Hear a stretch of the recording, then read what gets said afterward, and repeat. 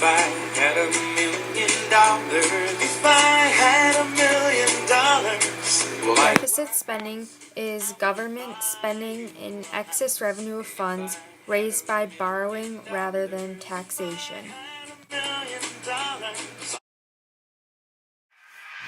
Some people think that an expensive program is the only way to get the United States out of debt. People think deficit spending will create jobs, which will let the government allow people to make and spend more money, which results in more jobs being added to the private sector.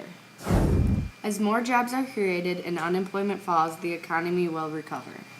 Once the economy and debt has been fixed, then we can figure out another way to control the inflation. Large budget deficit won't necessarily end in making the economy worse later. Inflation caused by deficit spending can be fixed by raising interest rates once the economy has improved. Every country needs to have deficit spending to get themselves to out of a third world into a first world nation. Deficit spending is kind of seen as a negative term, but it can be very positive if done correctly. But it also can turn bad if not done correctly. So positives to it, for example, on an individual scale would be I don't have 250 G's in my bank account, so I can't just go buy a house. If I did, I wouldn't be here. So what I need to do is I need to borrow money in order to get a house. So that puts me $250,000 in debt, and I am deficit spending that. But in return, I get a house.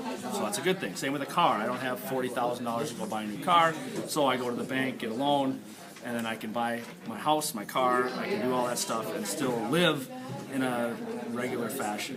So deficit spending can be good because it allows individuals to get things like houses and cars, and it allows countries to do things like build roads, have infrastructure, increase military spending, help out with all sorts of inner city youth startup programs, whatever it might be.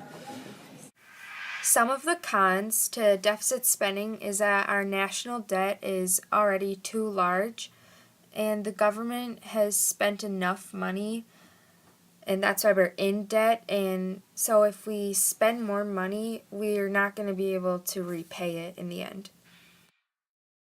Another con to deficit spending is that if we spend money now, it might cause inflation later, and it will also cause more problems than it will solve.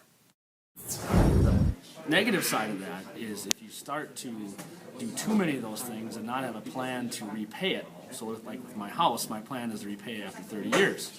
And it's set up in a contract. I pay this much per month for 30 years and then it's paid for.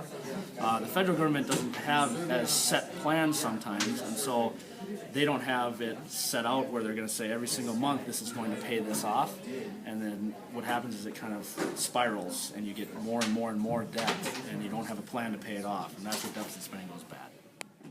Deficit spending actually helped unemployment. An example is the 2008 recession.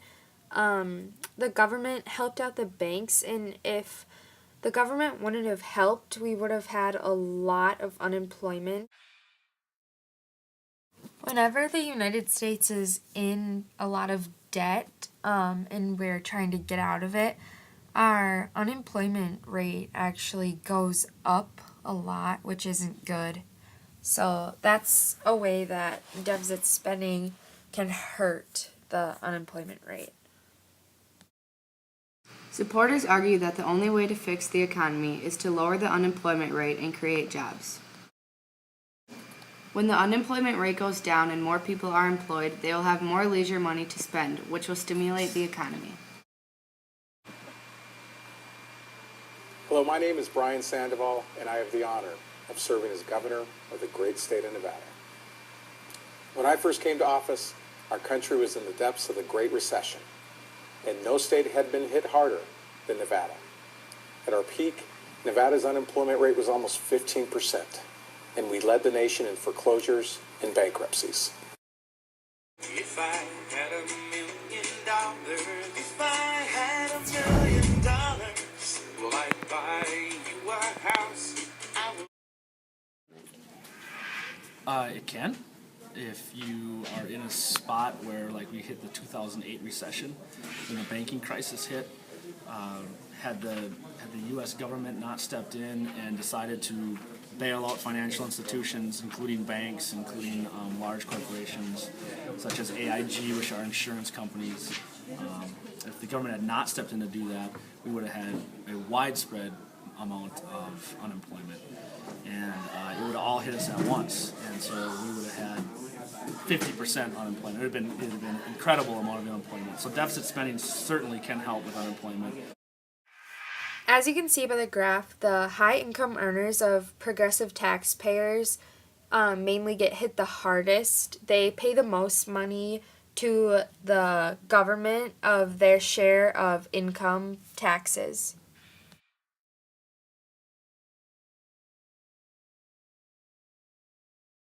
And then this graph shows the regressive taxpayers and that the low income earners actually pay more of their share to the government.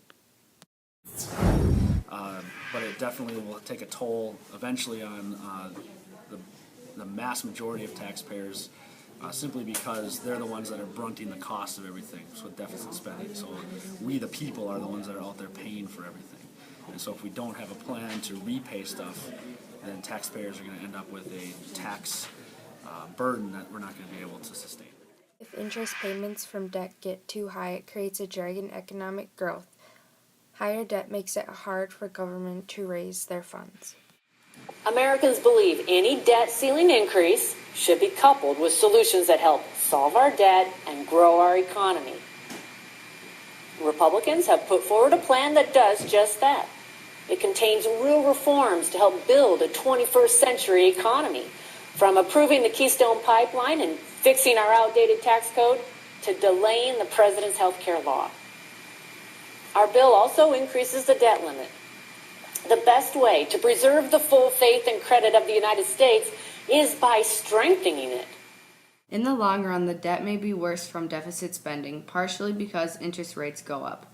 The United States could let the value of the dollar drop, and as this happens, foreign government and investors will be less interested in buying treasury bonds, which will make interest rates go up even higher.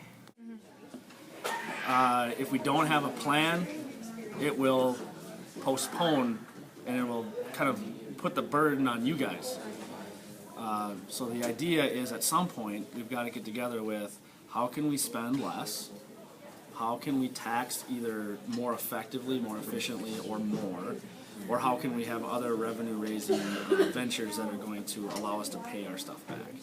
So whether that's changing the tax codes so that certain people are taxed more and certain are less, whether that's a broad scale increase in taxes, whether we start having some sort of bond selling, however we're going to raise revenue, needs to also be counteracted with some spending cuts at some point. Otherwise, we're just going to continue on the path we're going on, and that leads to bankruptcy.